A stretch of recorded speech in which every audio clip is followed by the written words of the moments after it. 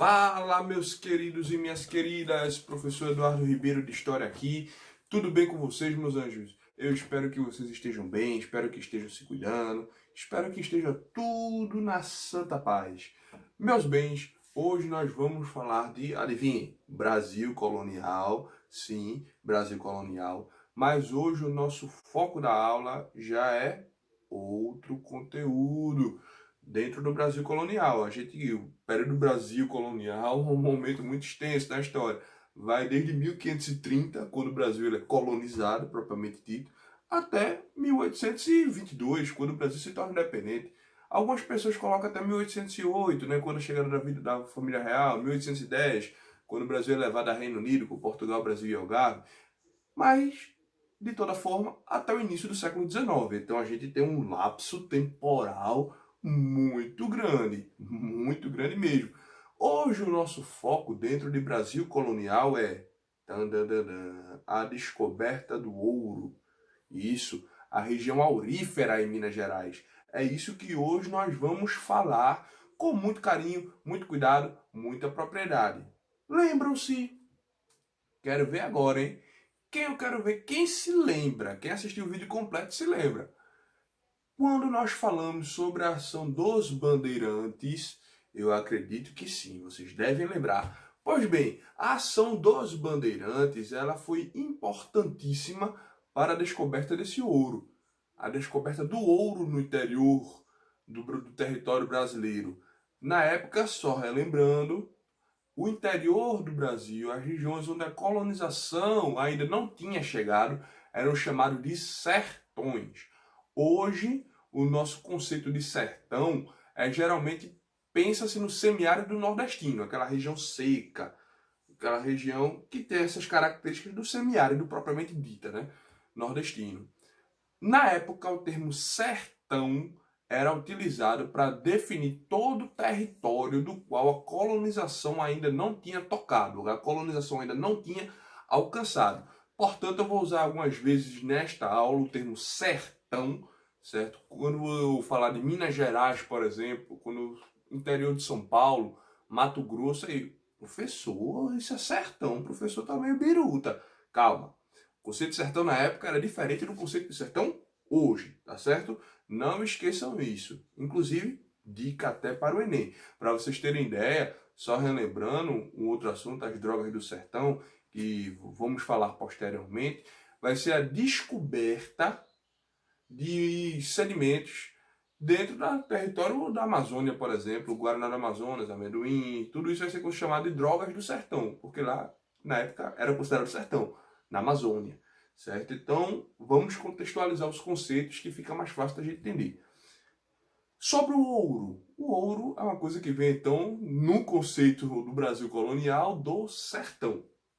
O ouro ele é descoberto, as jazidas auríferas brasileiras, elas são descobertas no território de Minas Gerais, São Paulo, Mato Grosso, essa região do sudeste puxando para o centro-oeste do país, do que hoje seria sudeste e centro-oeste do país.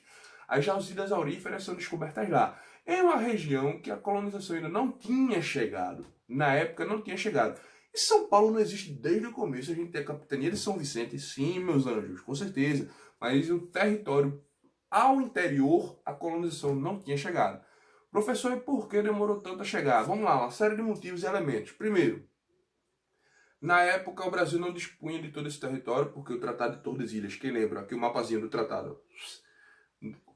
Isso é antes, inclusive, da própria chegada dos portugueses ao Brasil. Definia que só esse litoralzinho aqui pertencia a Portugal e esse interior pertencia à Espanha.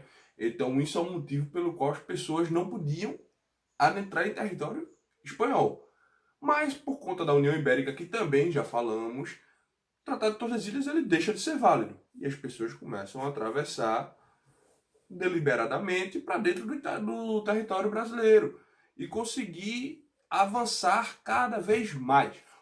Não tinha mais sentido respeitar esse tratado porque agora tudo pertence a um único monarca. Lembre-se disso, né? O monarca espanhol. Bom, o que é que vai acontecer com isso, professor? E depois que a gente já falou os Bragança eles conseguem recuperar a monarquia em Portugal, e Portugal ele volta a ser um país independente. O que acontece com isso? Bom, aí, como foi um território ocupado por brasileiros, portugueses, né? Então, o que é que vai acontecer? Vai se ter uma série de negociações entre o Portugal, novamente independente, e a Espanha. Vai ter uma série de negociações para saber esse território agora é de quem? Pertencia à Espanha originalmente, a Espanha nunca ocupou. Aí, por conta agora da União Ibérica, os brasileiros ocuparam, e agora é de quem? Vai para a mesa de negociações e acaba em 1710 sendo reconhecido como território português, porque foi ocupado por portugueses, né, por brasileiros. Vai ser chamado Tratado de Madrid. Mas, antes disso, isso é uma coisa mais para frente, certo? O Tratado de Madrid é uma coisa mais para frente. Desse meio tempo, enquanto tinha acabado pouco tempo depois, 30 anos após a expulsão dos holandeses do território do que hoje seria Nordeste, a gente tem no interior bandeirantes, nos sertões, né? Bandeirantes, lembre-se do conceito de sertões. Os bandeirantes eles estavam procurando a todo custo nativos, certo? Indígenas, sim, indígenas. Os indígenas, eles por muito tempo, eles foram outro empecilho que não permitiram a colonização adentrar para o interior, certo? Por quê? Como assim? Empecilhos que eu digo para o projeto da colonização, tá, pessoal? Vamos lá, contextualizar a fala.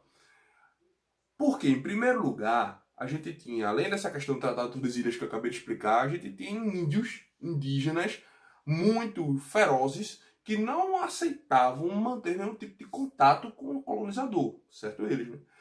Não aceitavam e resistiam. Mas, com o passar do tempo, as pessoas elas vão adentrando neste interior, em busca destes mesmos nativos para escravizar.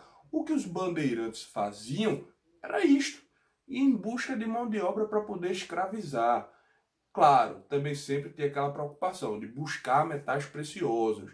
Desde que o Brasil é Brasil, desde que começou a ser colonizado, se tem muito isso na mentalidade. Meu Deus! Vamos lá. Na América Espanhola se tirava navios de prata. Navios. Quem nunca ouviu falar, eu aconselho vocês que pesquisem as montanhas de prata de Potosí. Navios, galeões espanhóis saíam abarrotados de prata, tão carregados de prata, que às vezes até afundavam no meio do Atlântico. Porque era muito peso, muita prata que se colocava dentro. Para vocês terem ideia. Já no Brasil nunca tinha se achado metal precioso. O recurso econômico que se tinha da terra era do que a terra poderia produzir. No caso, o ouro branco, o açúcar. Mas, e agora? Teve esse problema com os holandeses, se começou a expandir para o interior, depois se recupera o território que os holandeses tinham tomado, claro que ainda pagando indenização, mas recuperou-se.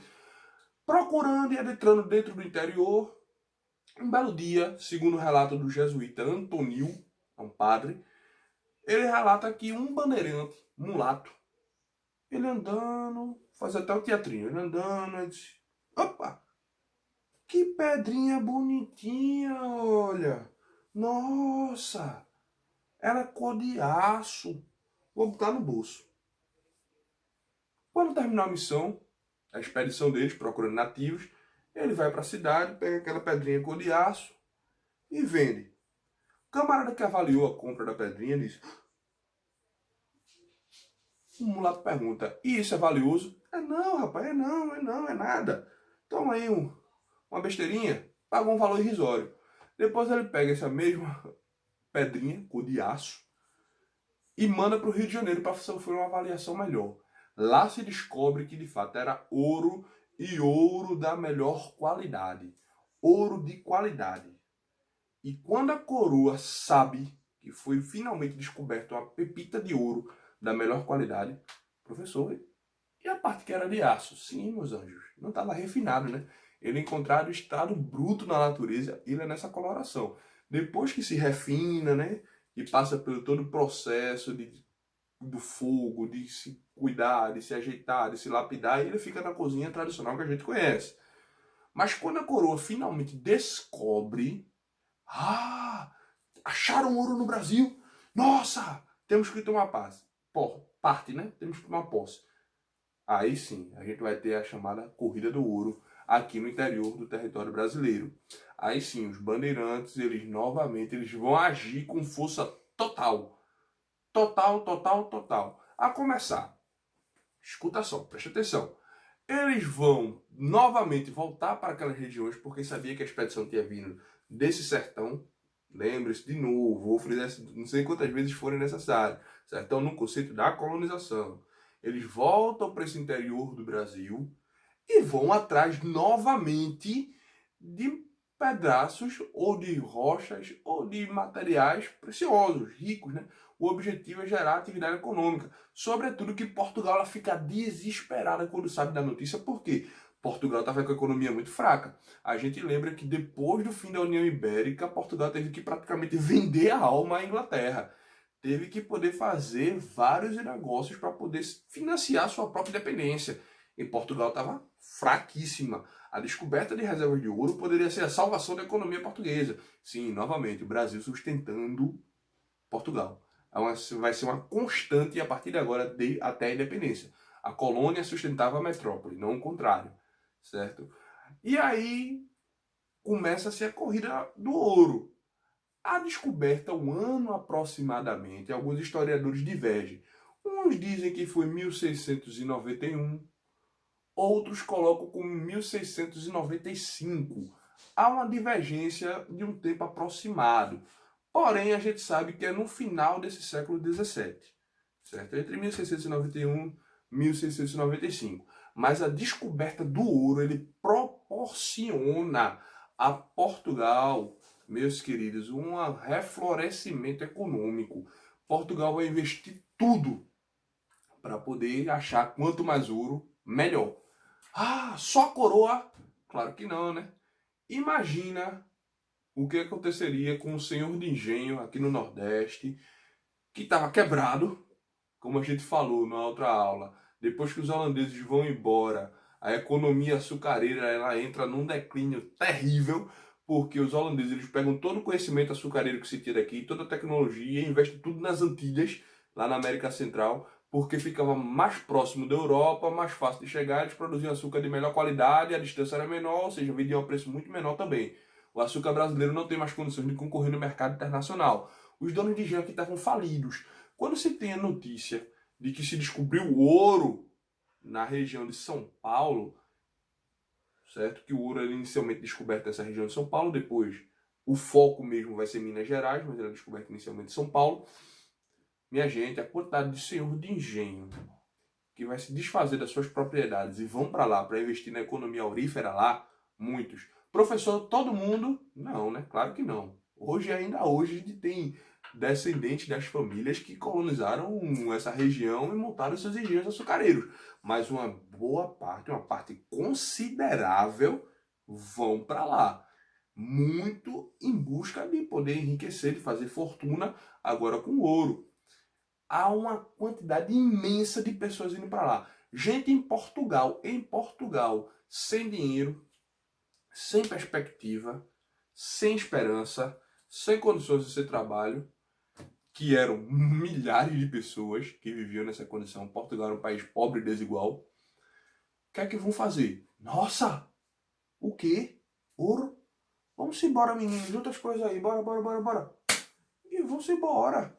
E vêm embora para cá. Eles vêm com tudo, juntam as coisas e vão para a região em busca de poder melhorar a vida através da economia aurífera. E isso é uma constante. Em poucos anos, milhares de pessoas ocuparam essa região em busca de ouro. E o ouro brasileiro, além de ser de ótima qualidade, de excelente qualidade, caro e valorizado no mercado internacional, porque era um ouro puro, ele ainda tinha um adicional de vantagem. Era de fácil extração. O ouro típico encontrado nessa região é o chamado ouro de aluvião. Aí, ó, ouro de aluvião. O que é ouro de aluvião, professor? Meu Deus! Ouro de aluvião, minha gente, é aquele ouro que fica superficialmente nas margens de rios, nas margens de riachos, de ribeiros, que as pessoas elas vinham com uma peneirazinha, igual passe filme novela, vinham com a peneirazinha, colocavam assim na água e faziam. Pronto. Aparecia uma pepitazinha ali na peneira. Você tirava, depois de novo, pegava a peneirazinha na água e já aparecia a pepitazinha ali. Fácil de tirar. Fácil de tirar. O ouro ele não ficava dentro de minas escondidas, ele não ficava no subterrâneo, ele não ficava no interior dos rios, ele ficava na superfície. A pessoa com a peneira conseguia tirar e tirava fácil. E isso, meus amigos, Portugal enlouquece a cabeça e, é claro, né? O bolo. Ela não quer a fatia do bolo, ela quer o bolo. Meus amores, qualquer dúvida, deixa aqui nos comentários que eu respondo, tá bom? Para vocês um beijo. Nossa aula acaba aqui. Fiquem até atentos, né? Porque a nossa próxima aula vem em breve, tá bom? Para vocês um abraço e tchau, tchau.